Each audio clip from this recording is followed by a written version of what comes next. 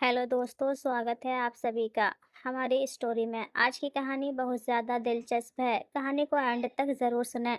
कहानी पसंद आए तो वीडियो को लाइक करें, चैनल को सब्सक्राइब ज़रूर करें। निधि एक मिडिल क्लास परिवार से थी, जहां सिर्फ ये सिखाया जाता था कि लड़कियों का घर उनका ससुराल होता है। लड़कियां शादी करके अपने पति के घर रहती हैं। शादी उनकी ज़िंदगी का एक महत्वपूर्ण हिस्सा है। शादी जब हो जाती है तो पति चाहे जैसा भी हो और जिस हाल में रखे उसे रहना होगा। लड़की जब एक बार विदा होकर अपने घर चली जाती है तो उसके पति का घर भी उसका अपना घर होता है। निधि एक सीधी सादी शांत स्वभाव की लड़की थी।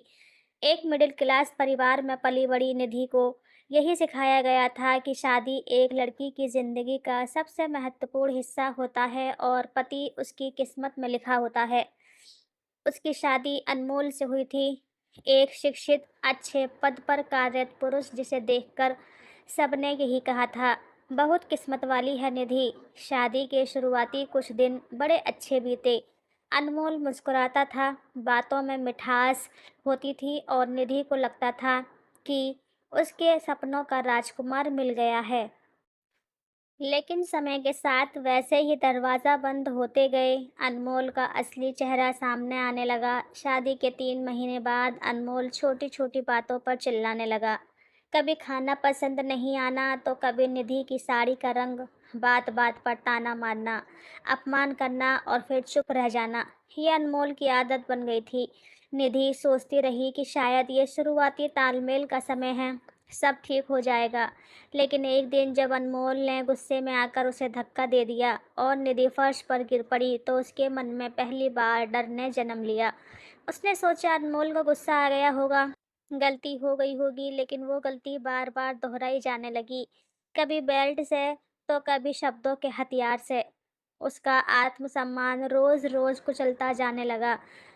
अनमोल अक्सर शराब पीकर देर से घर आता और निधि से झगड़ा करता। कई बार उसके चेहरे पर चोट के निशान पड़ जाते और जब निधि मायके जाती तो साड़ी का पल्लू उन घावों को ढक लेता।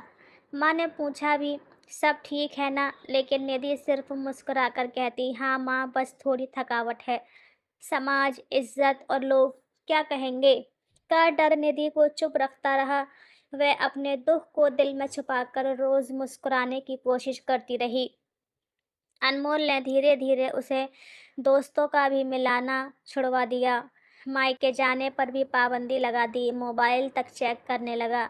निधि एक पिंजरे में कैद परिंदे जैसी हो गई थी। उसकी आंखों की चमक बुझने लगी थी और उसकी जिंदगी बस एक डर के साए में कट रही थी।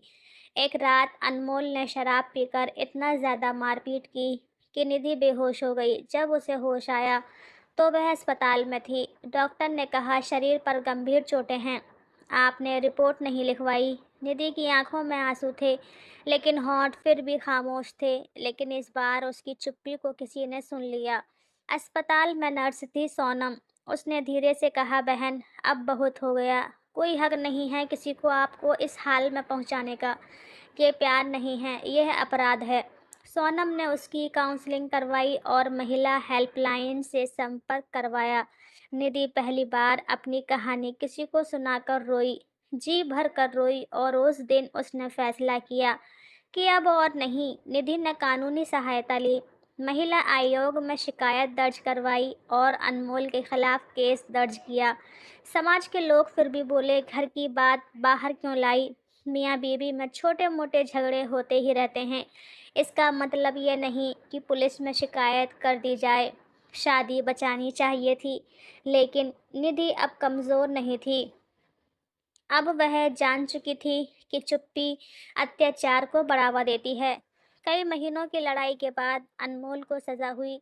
निधि ने तलाक लिया और अपनी पढ़ाई पूरी की। उसने एक एनजीओ में काम करना शुरू किया, जहां वो घरेलू हिंसा की शिकार महिलाओं की मदद करती है। अब निधि एक जिंदगी जी रही है, बिना डर के, बिना जुल्म के। उसकी आंखों में फिर से उम्मीद है, आत्मविश्वास है। ये कहानी सिर्फ निधि की नहीं, बल्कि उन लाखों महिलाओं की है जो घर की चार दीवारी में अत्याचार सहती हैं, पर समाज की चुप्पी उन्हें तोड़ती है। अक्सर हम यही सोचते हैं कि अगर समाज में पता चलेगा तो हमारी कितनी बदनामी होगी, हमारी इज्जत खराब हो जाएगी। समाज के इसी डर से हम हर जुल्म सहते रहते हैं। ज़रूरी है कि हम चुप ना रहें, आवाज़ उठाएं, क्योंकि एक बार अगर कोई निधि हिम्मत दिखाती है तो कई निधि को रास्ता मिलता है। दोस्तों, अगर ये कहानी आपको पसंद आई हो तो हमारी वीडियो को लाइक करें और चैनल को सब्सक्राइब करें। धन्यवाद।